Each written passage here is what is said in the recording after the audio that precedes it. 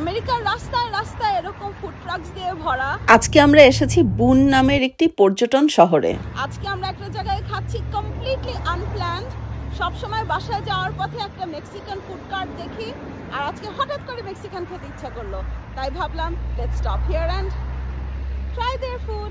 আমি অর্ডার করেছি লা তর্তা আর আমার হাজবেন্ড অর্ডার করেছে বারিটো। আমরা খাবারগুলো মিডিয়াম সাইজ অর্ডার করেছি আর সার্ভিস প্রচন্ড ফাস্ট ছিল। Humongous pieces.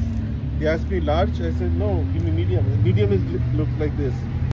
Oh, this is like a, for me it's a 4 people sharing. Look at the size. এটা হচ্ছে ফুড ট্রাকটা, আর আমরা বসেছি এখানে। পিকনিক লাগছে। কেমন মজা? গরম মজার দুইটা সালসা, স্পাইসি, সুপার স্পাইসি, এটা একটু mild spicy, but very good. ভিতরে এত কিছু দিয়েছে। Oh good, the food is so good.